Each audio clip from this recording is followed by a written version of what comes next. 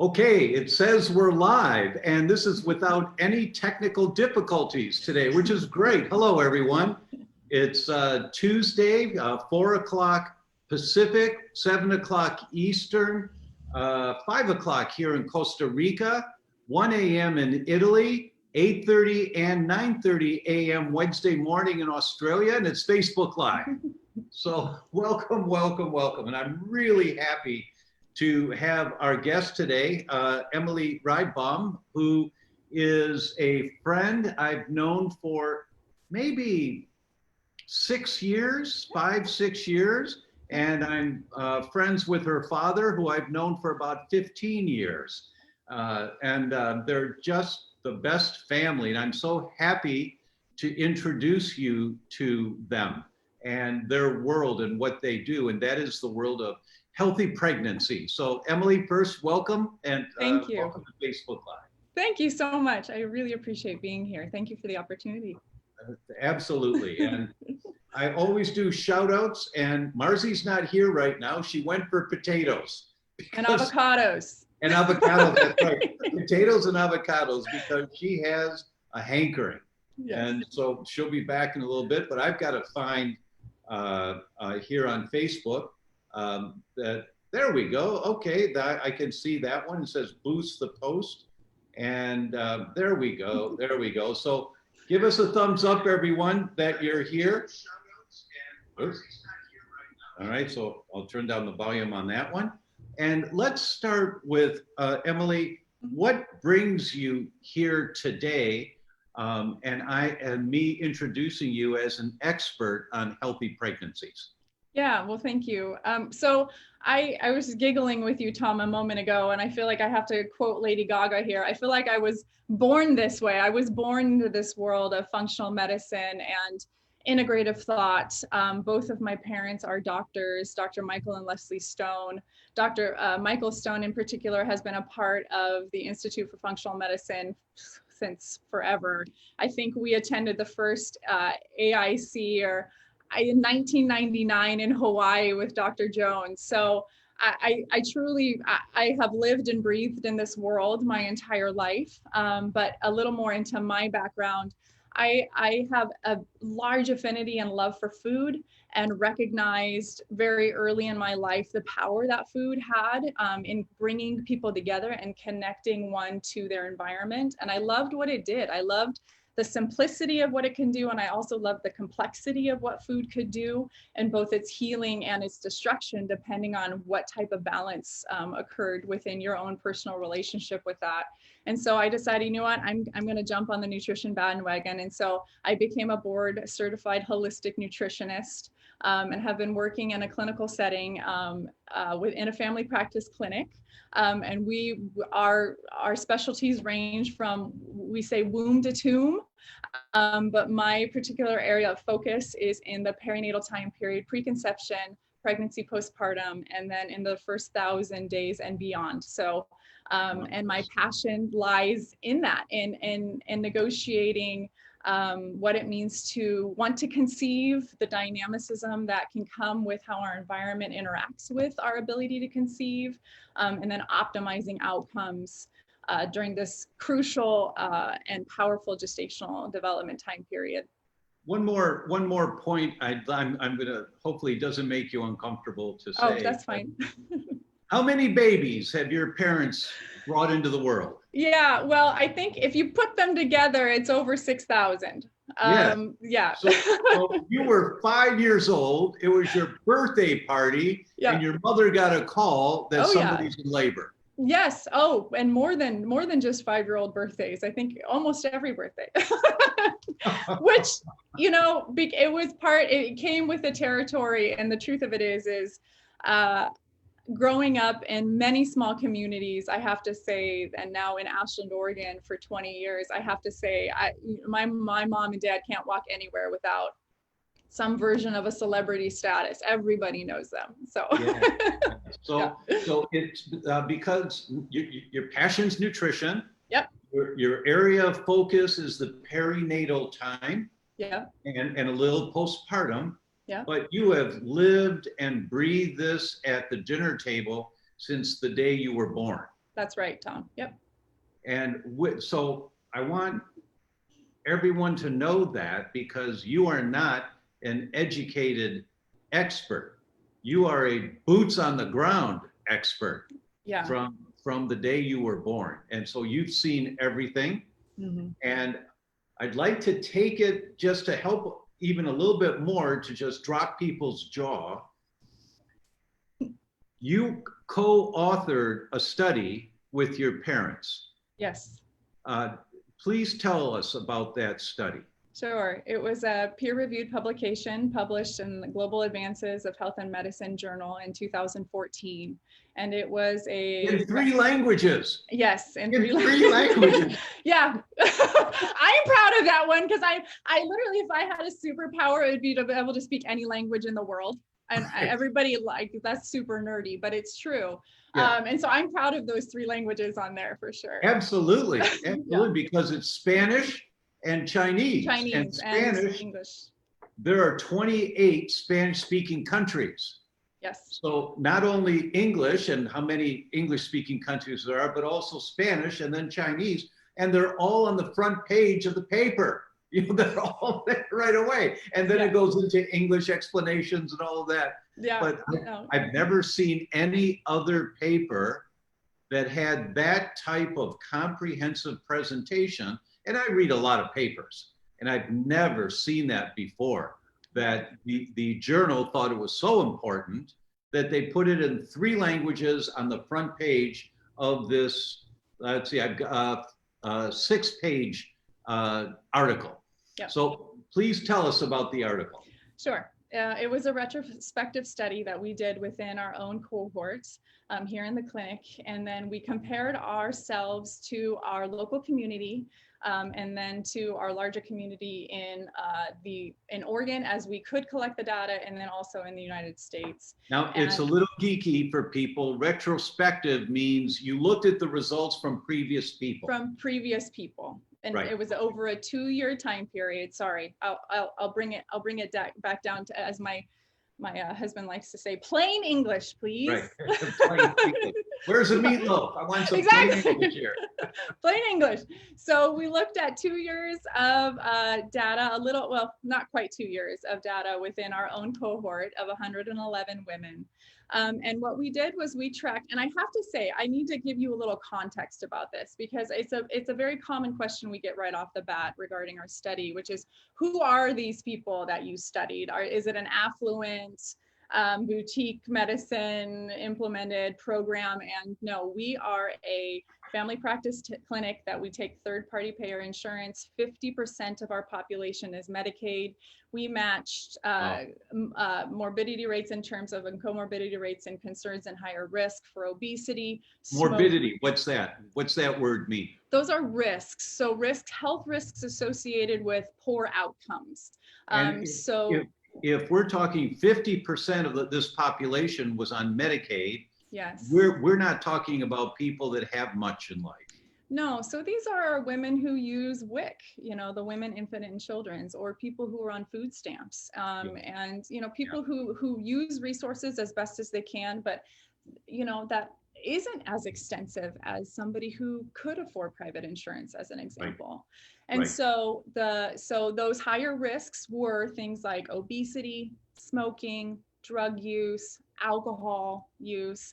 And what we ended up doing was we applied an individualized systematic program using the standard of care model right now in the medical system for OB care. So those are 10 standard visits, for prenatal visits. And then what we did was we implemented over the top individualized care given in a group setting for nutrition and diet. Okay, so specifically looking at nutrients that they were deficient in. I want you to think of common ones in pregnancy. Iron is the biggest one that comes up, but we did a deeper dive, recognized that there were really common nutrients needed in a lot of different systems in our bodies to improve development. So we looked at zinc, we looked at carnitine, specifically for blood sugar regulation, energy production. We looked at vitamin D, a big vitamin talked about right now in the setting of COVID for immune system response, hormonal regulation, mood support. Okay, and then we also looked at dietary intake of omega-3 fatty acids and magnesium. And then we looked at how much they moved. We looked at what their stress levels were. So how could we support them through really functional, simple, accessible stress management tools. And then we replaced nutrient deficiencies with a customized supplement nutrient pack. One moment. Yep. So in looking at different factors, one you mentioned, most people don't know, and that's carnitine. So most people have heard of zinc and vitamin C and vitamin D. Sure. What's carnitine? Carnitine, in its truest sense, is a dipeptide, functions as an amino acid. And what carnitine does is it will pull free-floating fatty acids, so energy, out of your bloodstream and pull it inside of your cell to be used, fats to be used as energy. And that process is part of the mechanism to regulate your blood sugar.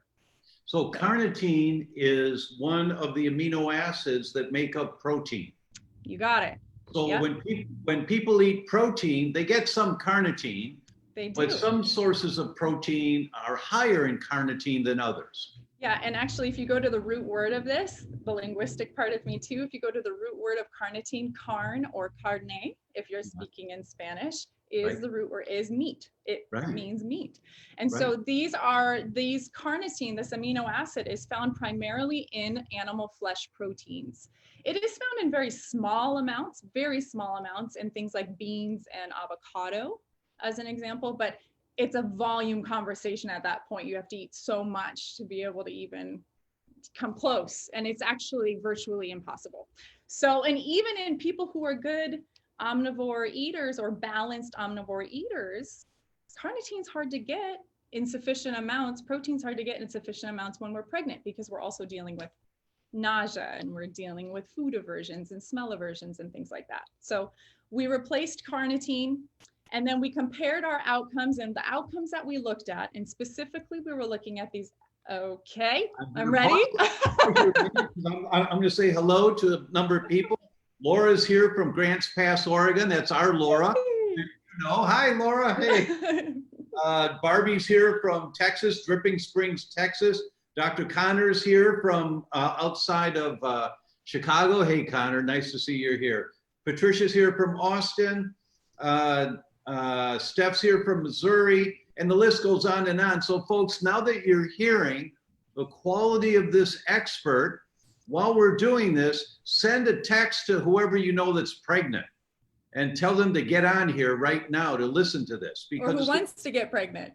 Yeah, and who wants to get pregnant, because it's going to change their life if they hear a piece of information here. So I'm sorry to have stopped you, but this is too good. This is highest quality, and I want to make sure everyone has access to this that needs it. So please share this, people, with your tribes. Share this on your Facebook link, send it over there, you know, and so more people can find out about this. Thank you. Yeah, okay. Absolutely. Yeah, no, yeah. And so anyway, so we compared ourselves, and specifically we're looking at outcomes that were associated with what are called longitudinal chronic disease risks. So I want you to think from the time that baby is developed, the fetus is developed, and then baby is born, how they were born, or the health setting that their mother went through, and then what the repercussions of that birth outcome had for the rest of that child's life.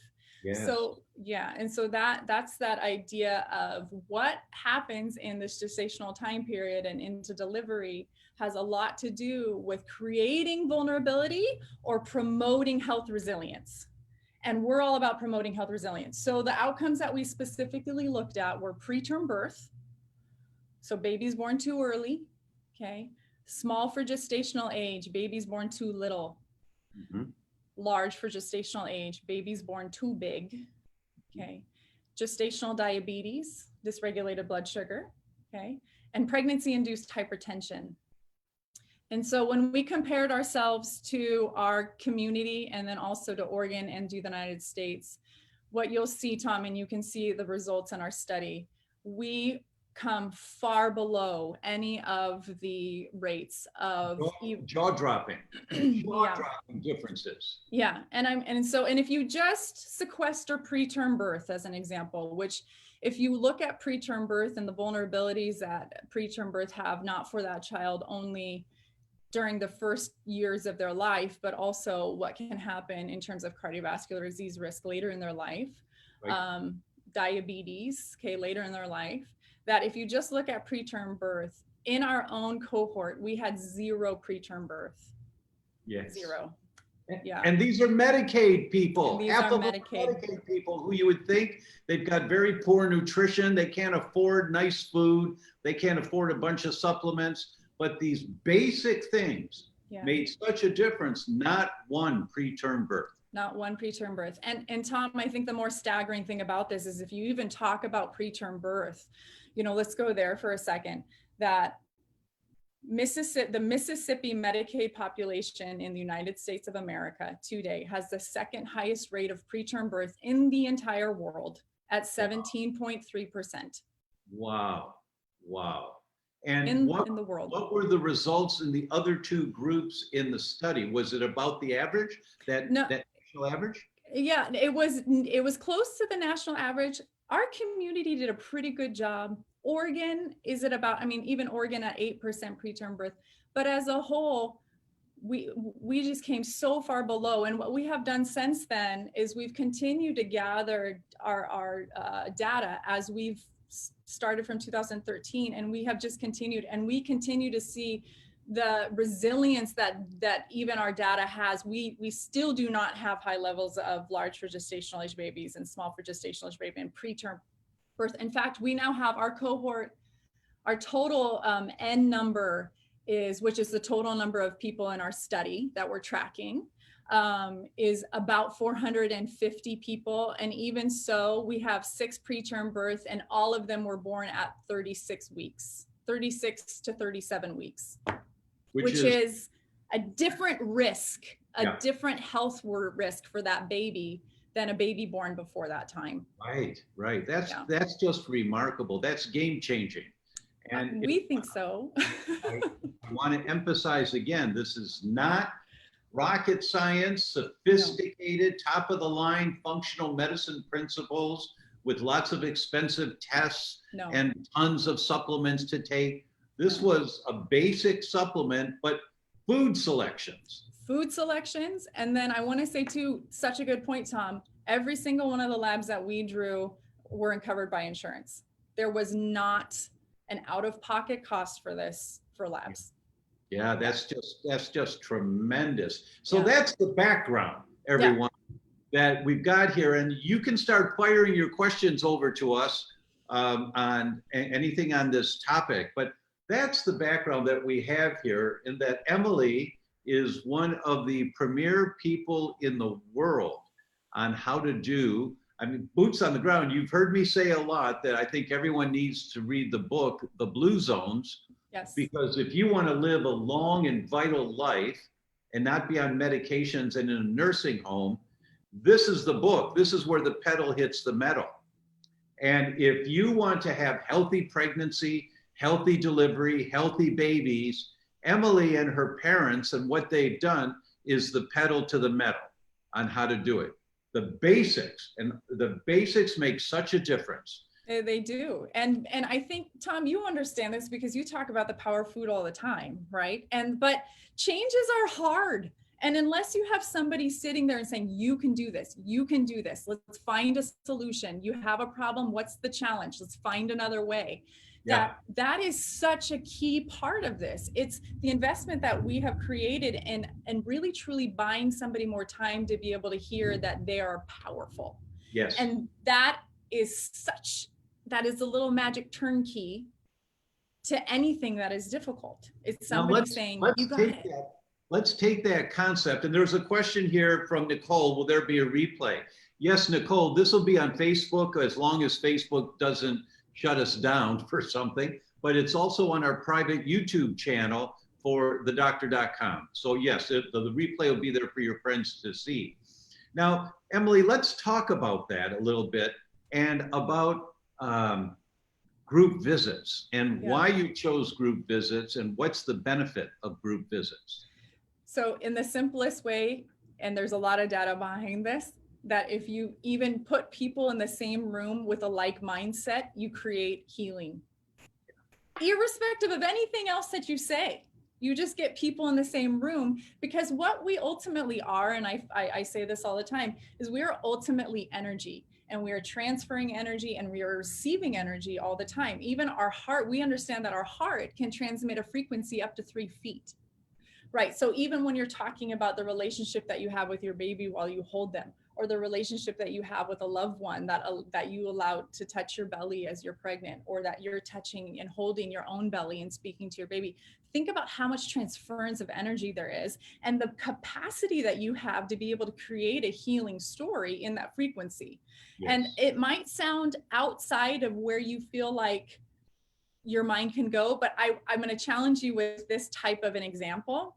Have you ever walked into a room and been like, oh, I'm not going near that person, right? Because there's just something that you feel about it. That's exactly what a group setting will do if you put people who want and are eager to have information that is healing for them.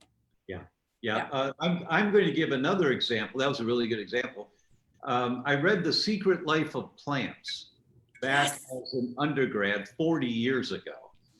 And they took a number of plants, 6 or 8 plants, all the same type, grown the same time, same height. But one of them was measured up to something like a lie detector.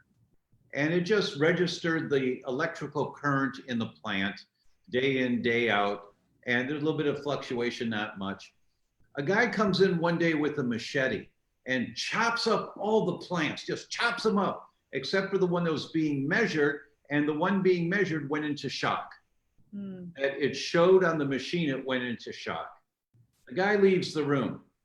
The plant eventually comes out of shock, but they keep it hooked up, and months go by. The same guy just walks into the room and the plant goes into shock. Yeah. We can't understand stuff like that, but read the science. It happens. It's true. And so what you're saying about people being in a room, like-minded people or like-topic people, you don't have to even be like-minded with somebody else. That's right. But you've got a bunch of pregnant women in the room. They see somebody else is pregnant. All of a sudden, you're bonding. Yeah. And so that. Come here. Marcy's back. Yay, Marcy! Hi. Yay! Hi. Did you find your potatoes? Okay, good. Okay, good. I was worried for you. I was rooting, no pun intended for that. So there's a question here from Steph. How many women had a C-section delivery in this study? Oh, that's a good question. Off the top of my head, I can't remember exactly in that study, but Leslie's C-section rates as a whole across the board. That's your mother. Leslie, sorry. Yes, Dr. Stone, who I work with. She's my MD to nutritionist hybrid model. Her C-section rates as a whole, I believe, are less than 8%. Wow. Mm-hmm. Yeah, they're low. Marvelous. Yeah. And a question from Natasha. Also, were there any women over the age of 35 in the study? Yes. Yes, and that's I'm going to use a term that I am nearly this number, so I don't like this term, but that is an advanced for maternal age mother, and that those wonderful wise women just need a little more nutrient support sometimes, but they also have the propensity to have a little more vulnerability sometimes too, and so we address that individualization just purely based on age, let alone everything else as well. So yes, there were. Marvelous. Marvelous. Yeah. Marvelous.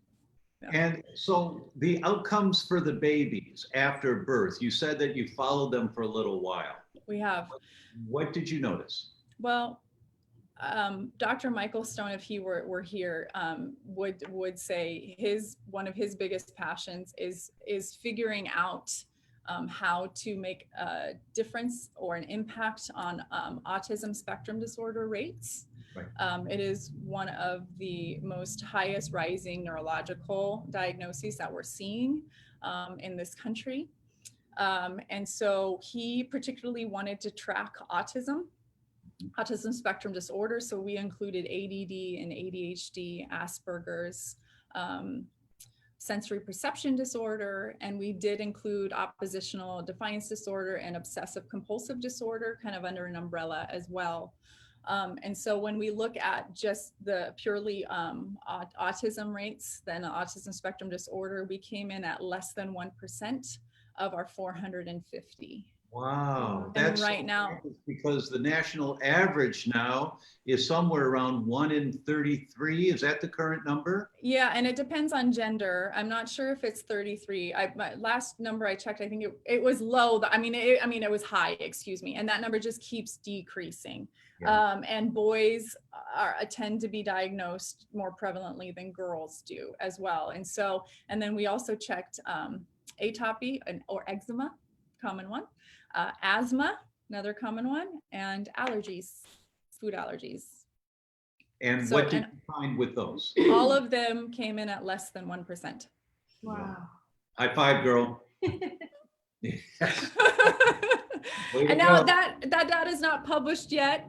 It's still being collated, but we do plan on publishing that data.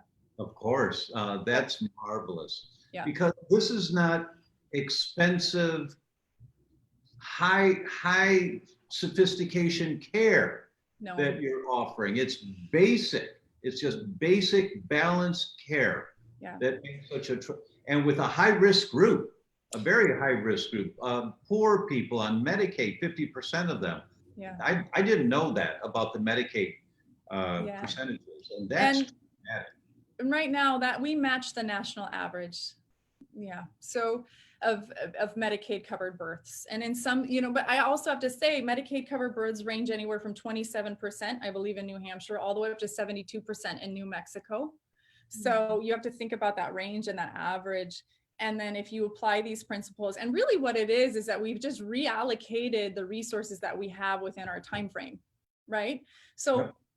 we just focus and emphasize points that place complete control into the hands of the mother, but it individualizes them based on whether or not they're omnivore, or vegan, or vegetarian, or they're using WIC, or they have a garden, or they can use a CSA farmers market box every day. It just, we're able to create that environment because that's how we've chosen to reallocate the time that we're given with these women. Can you explain what a USDA farmer's box is? Yeah, so, well, and it changes depending on where you live and seasonal availability of foods.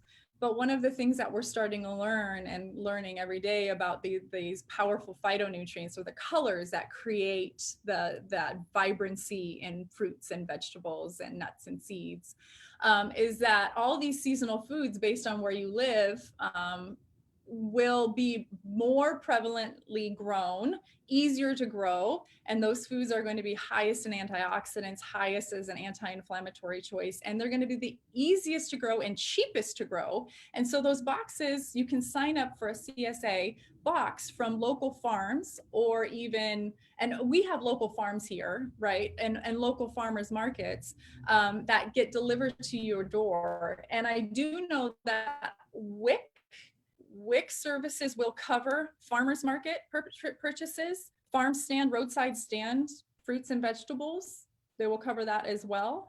And so it's learning to discover what is available to you too. And I can't tell you how many times I have women go, I didn't know I could buy that. I didn't know that was available to me, Right. And so it's creating that education too. So what you're saying is that local farmers take whatever they're harvesting that week, and they put them in boxes, and they deliver them to your door. Correct. And people all over the country, depending on where they are in the country and what season it is, but Yep. This is a very common practice now, available all over the country. It is. And And farmers markets are these everywhere. more expensive than going to the local supermarket? Oftentimes they're cheaper. Exactly. Because oftentimes they're cheaper. Yeah. Yeah. And so, so even if you don't have that access, even education around knowing what's in season in your region is going to change how much money you spend at a grocery store, right? Right. And so Is that the type of topic that you talk about in your group sessions? yeah, and in fact, it's available. It's a free PDF handout. I created at least for the Western region, and I'm working on the rest of the regions of the United States, going through the seasons and then the regions that have these specific foods that are grown. But then I'm addressing them specifically for foods that are available using WIC resources, as an example. And is that handout available at your website? Yeah, yep, it's available for free. So if you go to growbabyhealth.com and click on shop, you'll see all of our free resources on that main page. And next week, I'll have another upload of free to do the summer lists, and then the rest of the regions will get in there as well. That's really great. So we've got that link posted here for you, everyone. I can see that Eddie's already posted it. So you don't have to try and write it down and send us, what was that link? What was that link? Yeah. It's posted here for you now. Yeah. Yeah. So, and we're firm believers in giving people information that is going to be useful to them. Right. And so rather than, so in our classes, they walk home with a customized nutrition plan that's divided specifically into just like the nutrient needs that support the developing fetus in the trimester. Okay, so we call them gestational nutrient needs. So we have a first, second, third, and fourth trimester core food plan for vegans, vegetarians, omnivores. We have food plans for women who have dysregulated blood sugar, pregnancy-induced hypertension, so high blood pressure. We have food plans for WIC, for women using WIC. We have food plans for breastfeeding. We have food plans for preconception. I mean, like, because I believe, like we were talking first, Tom, is that first foundational footprint you are going to make on your own health and the health of your children is how to eat, what to eat, and then the consistency with which you apply that knowledge for yourself. And so giving enough tools and support that's my passion. As you can tell, I can jabber forever about it. And so for people who don't live in Ashland, Oregon, for them to access this information, that's the whole basis of your growbabyhealth.com. You got it. Yeah. So people can register, and there's a small fee for this, but so they're getting the information that they would get at their doctor's visit or in the group sessions when they come to see you. When they would come to see us, exactly. And I believe in offering many entrance points. So some people are like, oh yeah, this sounds like something I'm interested in, but I don't want to commit X amount of dollars or X amount of time. We created an app. It's an online app, and it's literally like having me in your pocket. I formatted the app, and you individualize based on your food preferences. If you have food allergies or sensitivities, it creates your exact macronutrient needs based on your height and your weight and your age and how much you move your body. And then it gives you what I call red light, green light. So it's a spectrum of color that for you to keep going, as long as that food bar is green, you need to keep eating. And then yellow, you slow down, and then red, you stop because you're done. You fulfilled your goal. And it's formatted in colors, making sure we have all those phytonutrient colors and all of these beautiful food categories like nuts and seeds and fat and oil and non-starchy veggies and gluten-free grains. We have a big section on gluten-free grains. And also this app, all the foods are in Spanish too. So we have a Spanish and English translation as well. That's marvelous. Eddie, let's post this on the Spanish Facebook page, please. Let's post this event on the Spanish Facebook page. Thank you. So, and then there's shopping lists in there, and then there's fun facts about nutrients, and So yes, a question I have, because we started and you were talking about the importance of carnitine. Yes. And how it helps to carry the fatty acids, which are the energy for your cells. Yeah. Carnitine helps to carry the fuel inside the cell. The cell, yes. And carnitine comes from meat, carne, and meat. So for vegetarians, you've got options of how to get their carnitine. We have and oftentimes it ends up, at least in pregnancy, in a supplemental form, because there's secondary reasons to taking carnitine beyond just making sure that your blood sugar is regulated. And the biggest one is fatigue. Fatigue is such a common challenge in pregnancy. And yes, eating more protein and balancing macronutrients is part of it, but also there's just such a significant energy pull that happens in creating another life, that oftentimes we have to create what I call a therapeutic dose to meet the therapeutic need at hand. Right. Because you're eating for two. So. Right. Yeah. And I always like that. I want to debunk that concept a little bit. It's eating with two, not for two. So I always like to say, there's two people eating with you. What are we feeding you both? Right. And then that way that can kind of, rather than eating for two, where you're eating more volume, it's like, well, if I'm eating with my baby, what do I want to feed my baby? It changes how you think about what you put in your mouth, without feeling too judgmental, I think. Hopefully. Nice. Karen says, what kind of vulnerabilities for women 35 and over? Yeah, so a few things. Biggest, I don't want to say biggest, I'm going to put that word back in my mouth. Concerns include higher rates of miscarriage and recurrent pregnancy loss. So that's a big one. Increased risk of gestational diabetes. Now that means, gestational means while you're pregnant. Developing diabetes mellitus type 2 while you're pregnant. Right. Yes. Yep. And then increased risk of what is called large for gestational age. So a baby being born too big. Yeah. Yeah. And a little bit around preterm birth as well. But I think the other part of the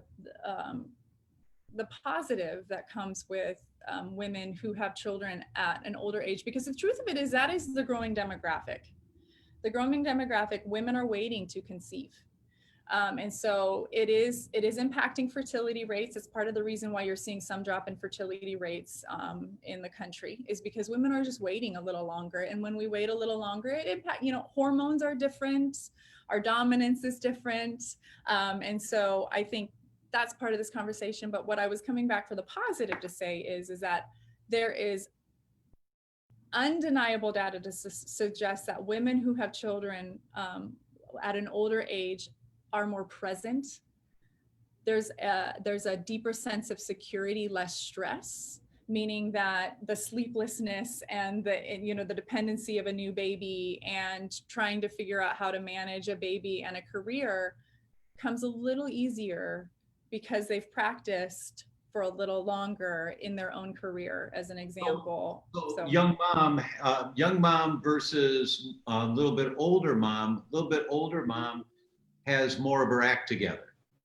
Well, they have a different understanding of stressors. They're more experienced with life. They've had more stress in life, so they don't have perhaps as large a reaction. Right. Or they have built-in tools to soothe themselves, and they're able to create that soothing nature and energy within themselves, and then have it transfer to baby too.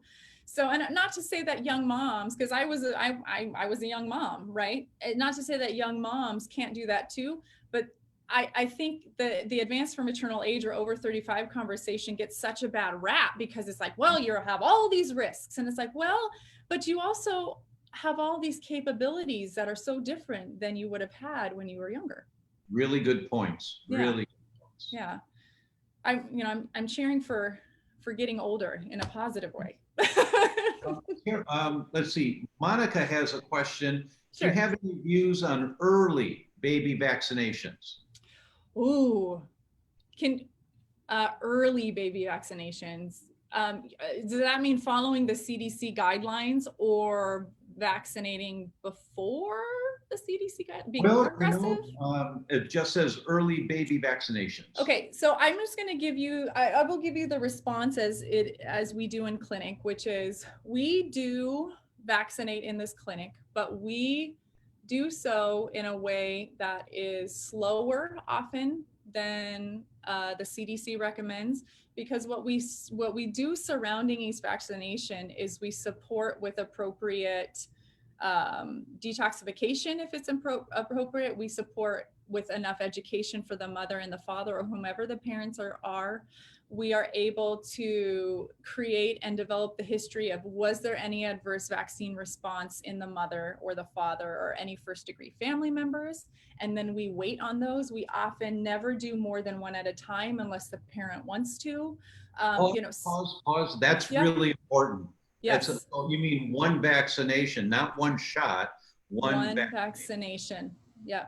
And that's a really important point, everyone, because there is no reason that I've ever been able to find, no medical reason why a baby should get 3 or more vaccinations in one day. And it makes them sick, that because their immature immune systems are assaulted by just the amount of what's being injected into them. So this clinic has a policy. If parents choose to do vaccinations, you do one at a time. We will do one at a time. And I'm going to use anecdotally, I'm going to use my youngest son as an example. I just finished his last vaccination, and he turned 7 in 3 weeks. Wow. And I skipped 3 of them because there was there were the additives within the vaccination, the adjuvants within the vaccination of themselves, which tend to be what caused the reaction or some of the reaction in children, were too similar. And I saw one full body rash and I went, nope, we're good. And then I waited a whole entire year before I gave him another vaccination. Mm-hmm. So I just backed it off and did a lot of immune supporting things in between. You know, he was always eating with a whole food diet, really heavily plant-based, adequate, lean, healthy, high quality protein, you know, so that was how I approached it. And it was because of the work that we've so closely done in this clinic together with Dr. Michael and Dr. Leslie Stone, that we really tried to meet the needs of the parents 100% of the time, educating them and empowering them to understand that they have a choice in this too. That is the most rational approach I've ever heard, you know, to the topic. Way to go. High five again, girl. High five. Thank you so much for that. Yeah. So hopefully that answered her question. Early vaccinations, I was thrown off by early. So I'm hoping that's what I'm hoping. Yeah, and I've heard that newborns in hospitals are sometimes given vaccinations before they're allowed to leave. That's not our hospital's policy here in Ashland, Oregon. Glad to hear that. Yep. Monica has a question. How do pregnant mothers avoid lip and tongue ties? Sure. That's a really good question. There is some association with lip and tongue tie with the need for methylation cofactors. Okay. Methylation cofactors, specifically looking at B vitamins and then other nutrients that help methylation work, or the activation. And methylation is involved in so many parts of your body, helps you make neurotransmitters and detox and create energy. It's endless. Methylation is a big hub and topic of conversation right now, but specifically for lip and tongue tie, it looks like B vitamins, methylated B vitamins early. So not folic acid, but methylfolate, methylcobalamin, hydroxycobalamin, maybe. But then also looking at choline, betaine, omega-3 fatty acid, zinc, but anything that supports your methylation system. And those are nutrients that are available in one pill. In one pill. Often it's many methylating supportive supplements out there. Yes, there are. But be sure to look at the supplement fact and look to see if it says methylfolate on the back of it, methylcobalamin, you know, just make that word methyl needs to be in there. Right. Yeah. Vitamin B12, the longer word for it is cobalamin. Mm-hmm. And so you want to look for methylcobalamin. Mm-hmm. And for folic acid, we've heard for years about the importance of folic acid, but we want methylfolate. Yeah.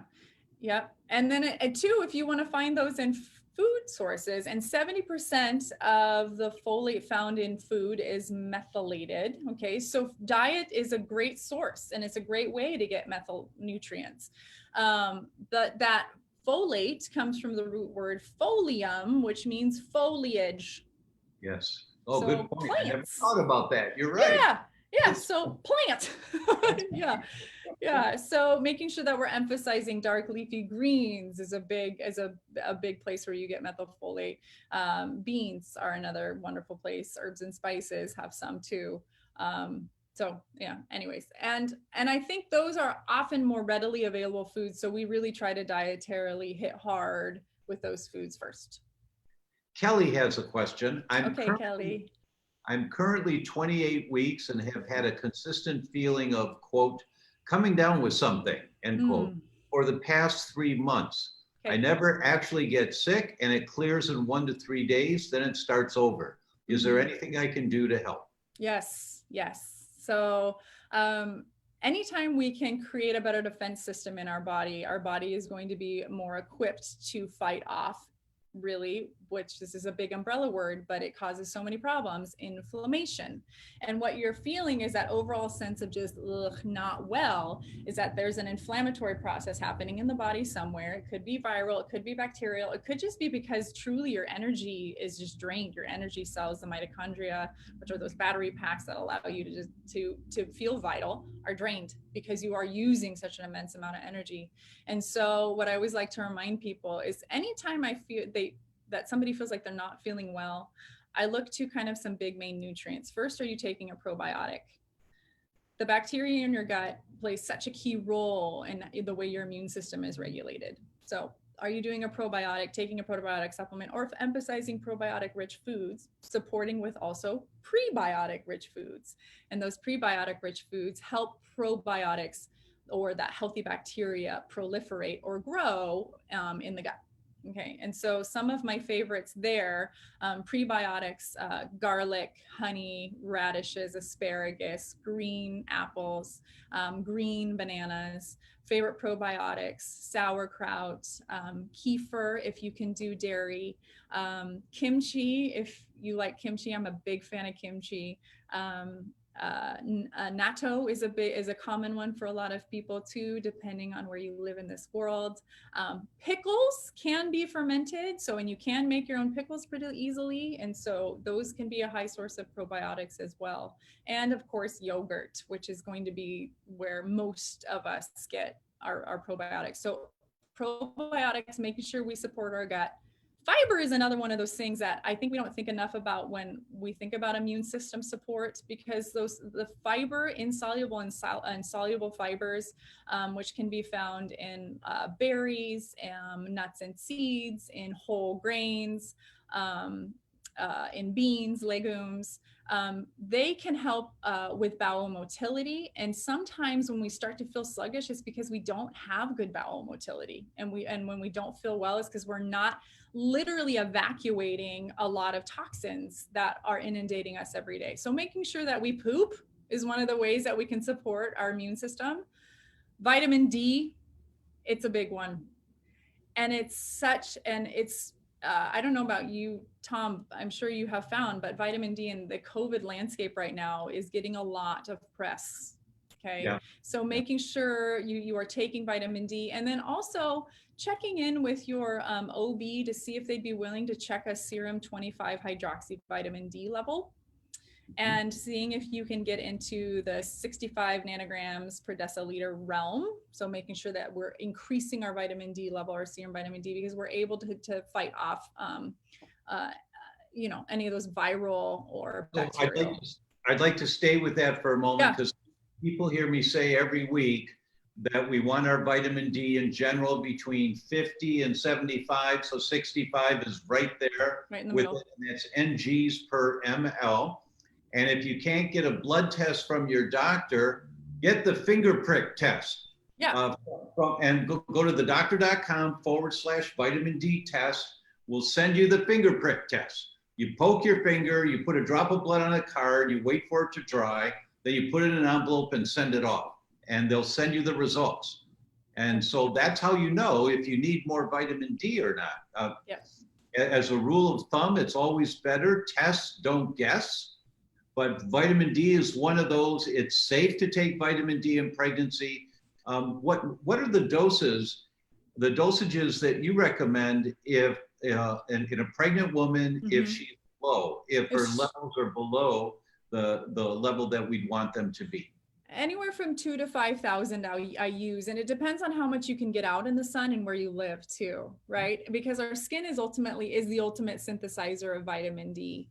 And so when we're able to get out in the sun, particularly at least where I live right now, we're moving into the summer months. And so we do have more sun exposure, and it is the UVB rays that allow our skin to synthesize vitamin D.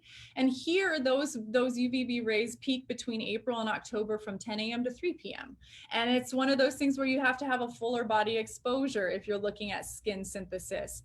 And, you know, you can look up, it's called the Fitzpatrick Skin Scale. Generally speaking, lighter skin needs a little less time than darker skin, a little less time than darker skin does. And so as you kind of move into the spectrum of darkness of your skin, you have to have a little bit more exposure. Sometimes vitamin D, just like most nutrients, work better together. So sometimes if you are still low with vitamin D and you're like, my serum's still low, I'm taking vitamin D, I'm going out in the sun, I'm naked going out in the sun, come on, you know, whatever it might be, that also looking at making sure you have a vitamin K2 supplement to support the absorption of the vitamin D itself. Vitamin D also can be found in some foods. It can be found in fish oil. It is found in eggs. It is found in fortified milk. Vitamin D can also be found in mushrooms.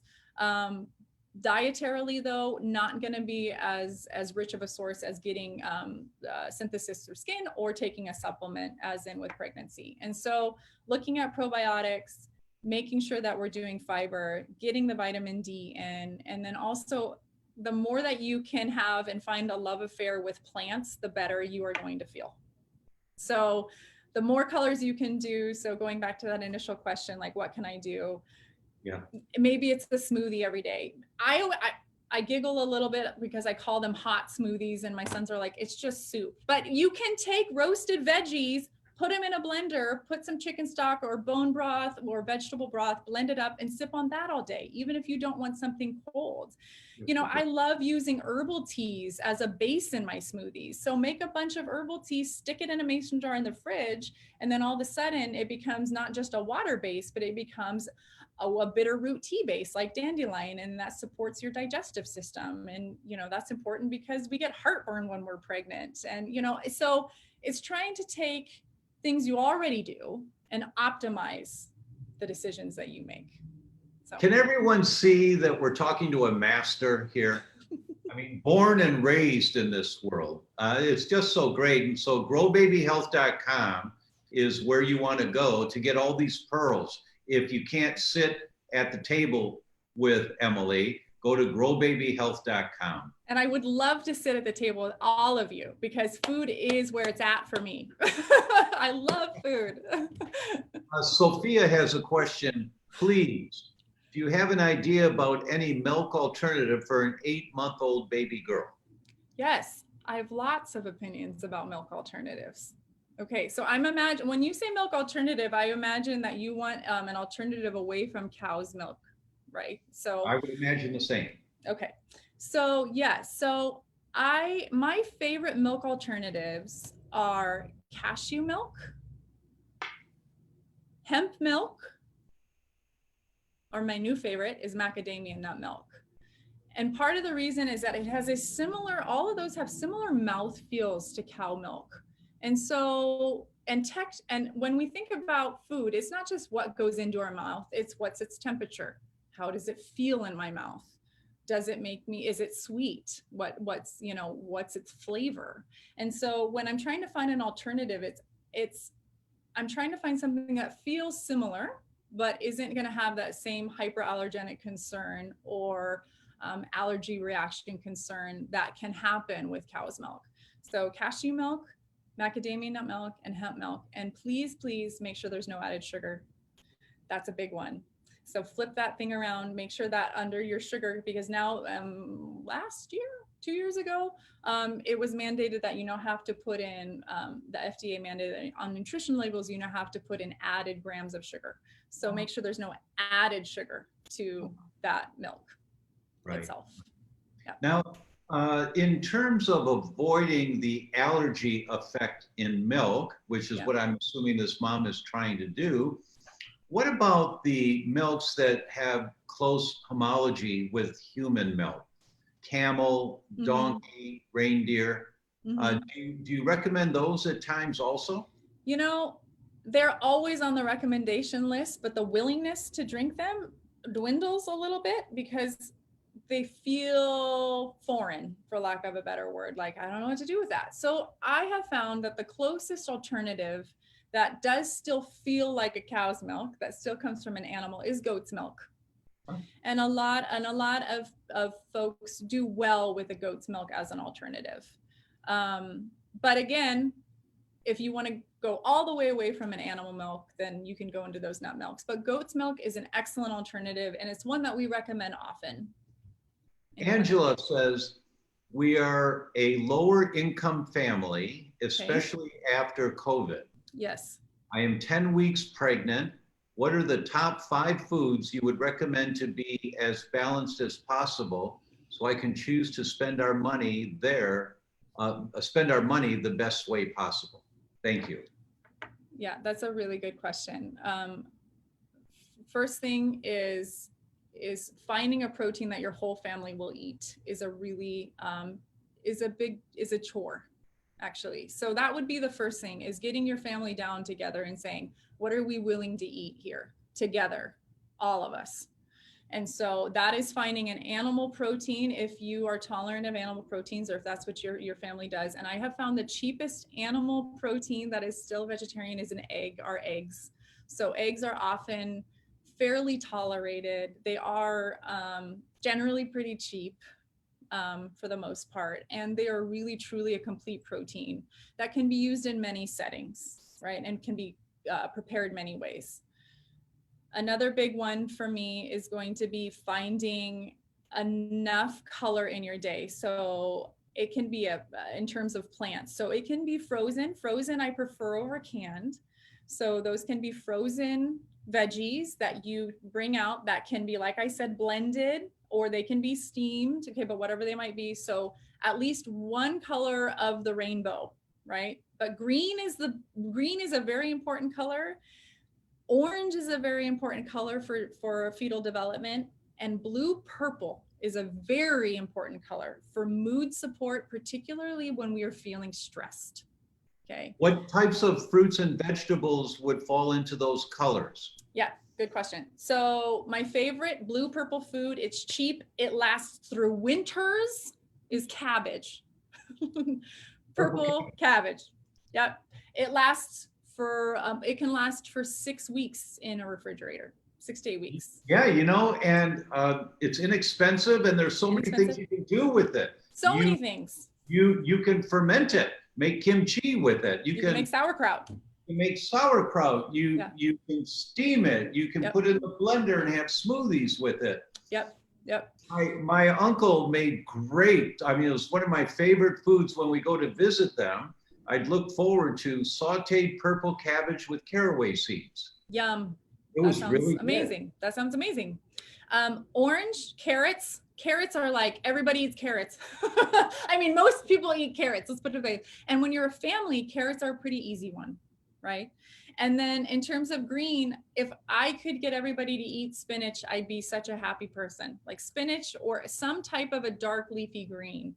Doesn't have to be kale. My husband runs the other way when I'm preparing kale, like, you know, so it can be spinach, but even celery, something that is green. So, and I even like green and herbs and spices, you know, looking into herbs as well. So, but a simple lettuce mix. I mean, it could even be green cabbage if you wanted to do it, you know, it's just something that, you know, again, bring your family into this and say, what are we willing to eat here?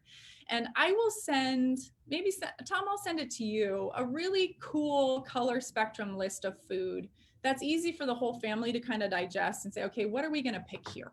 And we will post together. Okay, together. And then healthy fat that is in food, also in oil form. So nuts and seeds. So finding, and truthfully, and I know it is a hyperallergenic food for some, but for those who can tolerate it, peanuts are one of the highest nut proteins or legume proteins you can find, depending on how you classify it. Okay, so peanuts are a great, so peanut butter is an easy one for a lot of people. Again, make sure it doesn't have added sugar in it. And then looking at also some of my favorite oils. My favorite oils for salads are olive oil based, and then my favorite oils for cooking is coconut oil, but I am also a big fan of butter. So, so if I'm looking at the kind of those top 5 foods, I'm looking at a solid protein choice that everyone will eat. I'm looking for those kind of 3 colors, specifically the blue, purple, the green, and the orange for gestational needs. I'm looking for fat, both found in food and also in oil form. And so those are kind of my biggies. So that's a great question that It is a good question. Thank you. Angela asked. Yeah. In terms of proteins tend to be more expensive. They are more expensive. And so you're trying to be selective, and nuts have a good amount of protein in them too. They do. But what I've recommended for years for the cardiovascular benefits is to get a pound of a bunch of different kinds of nuts, Brazil nuts, walnuts, cashews, peanuts, mix them all up together in a big bowl, and then put them in bags, Ziploc bags in the freezer. Yeah. And then you just take out, one of the Ziploc bags, and you've got some in a bowl on the kitchen sink. And as your family walks by every day, they just grab a handful. You got it. And they're getting a little bit of quality protein with good fats in it. And mixing the nuts up changes the amino acid structures, so you get more complete proteins. You got it. And if you throw some seeds in there with it, some pumpkin seeds, or I like mea culpa, I like poppy seeds. So I'll throw some poppy seeds in it because poppy seeds give you a little buzz. They stimulate your opiate receptors, right? Yeah. So I'll throw some in my nuts, the bowl of nuts, and so. And those bags are not plastic bags; they're biodegradable bags. They're biodegradable bags. Plastic. Important point. Yeah. Or a bowl. It doesn't have to be. Yeah. But and then the other thing is then we can emphasize too with those nuts, particularly folks who are trying to get pregnant right now. There's a really beautiful study about nuts and sperm health, and looking at an array of nuts and its emphasis on improving sperm parameters. And right now, specifically, if I'm going to target a nut for COVID and for stress and just for overall cardiovascular support, is pistachios. So pistachios are naturally high in melatonin. And I want to remind people that melatonin is what allows you to sleep soundly. And not red pistachios, though. Not red ones. No, not red ones. Red is the guy. So don't do red ones. Not the red ones. Totally. And so, and because we are all dealing with another new level of stress right now, we all are. It's what can we do that is simple, that is going to support how we sleep and how we can recover, and also in the meantime be protective for COVID and cardiovascular disease. Pistachios. Isa says, hi, I'm 36, trying to get pregnant for 12 years, have had 3 failed IVFs. Any recommendations on vitamins and or better food options? Well, Isa, I'll start and then I'll pass it over. Yeah. But if you've done 3 IVFs, I assume that they've done the test to make sure all the parts are working okay, and that your husband's sperm count is adequate. And so all of the parts are working, and it's unexplained as to why this is happening to you. I'm assuming that from your question. That may not be true. So if that's the case, it means that there's an emergency brake holding back your ability to get pregnant. It's like you back out of a driveway, you say, what's wrong with this car? It's moving, but it's not moving. Oh, the emergency brake. And you let go of the emergency brake and then you go. So there's an emergency brake here. It could be emotional. I don't know you, but there are many cases of people who gave up trying to get pregnant and they adopt. And as soon as they adopt, they get pregnant, right? So it could be that. It's just something to look at. But also food sensitivities. There are a number of papers that talk about wheat sensitivity and gluten sensitivity and infertility. And you read the papers and you go, oh my gosh. So if you want to know, the test to do is called the Wheat Zoomer. That's the most accurate test in the world to see if your body has a problem with wheat, because only 1 out of 8 people with a problem with wheat have gut symptoms, meaning they eat it and then they get gut symptoms. 7 out of 8 people don't have gut symptoms. They've got brain symptoms or joint or skin or reproductive disorder symptoms. So it's a fairly common, I published a paper on this about 6 years ago. We had 64 different reference studies that I used in that paper. So you just want to get that off the checklist because you've done everything right so far and it hasn't happened. So I wanted to start with that one, Emily. Now I'll pass it over. Yeah, I mean, and then some of the questions I have is, you know, infertility in of itself, or the inability to conceive. Also, there's a genetic component to it too. So it may be that there is an underlying epigenetic answer here. Epigenetic meaning that we can wash your environment with different genes, depending on if you present with some of these genes that make it more difficult for you to conceive. There is a lot of data, like Dr. Tom said, behind looking at the autoimmune component of infertility. There's also, you know, yes, going back to our big heavy hitters, vitamin D, zinc, omega-3 fatty acids, methylation support. There's a pretty convincing and impressive study about using acai berry as well, supplementing with acai berry, CoQ10, looking at some of these big antioxidants that can support as well too. You know, but I of course have a million more questions and I don't know you, but I mean, I think I would call this the fiddle phase. There are places where we could fiddle here. Yeah. And so, yeah, my encouragement would be to remain encouraged, because there are things that we can always look at, you know, looking at toxic load, things like that. Do you offer consultation services by internet? We do. Yeah. And you just have to email me, info@growbabyhealth.com. It sounds like such a, you know, like an impersonal email. I answer it. So it's me. I don't have an assistant.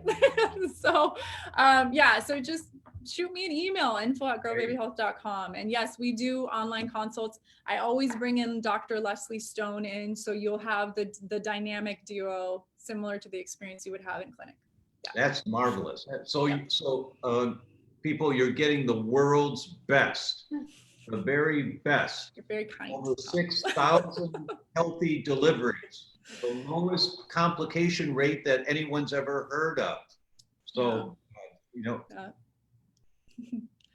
You think? I know. I know. We'll just keep working. We'll keep working. You know, because the truth of it is that we will not rest until we obliterate maternal health disparities and we obliterate fetal health disparities across the board for all women. And all of us women have experienced an adverse outcome as it pertains to wanting to be a mom and not being able to be a mom, wanting to have the care and not getting the right support, wanting to be heard and not getting our voices heard. And so that is where we want to blast that wide open. And we do so by individualizing the care that we give, recognizing that the person sitting across from us is innately unique and they come with their own set of stressors, but they also come with the immense ability to be able to have a solution to their concerns. And we believe that no matter who's sitting in front of us.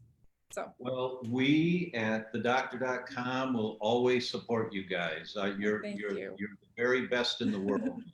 Thank you so much for taking the time to be here today. Oh, thank you. This is awesome. It really is awesome. Yeah. All right, everyone. Okay. We will see you next week. See you same time, same place next Tuesday. Thanks so much for joining us and see you next time. Thank you. Bye.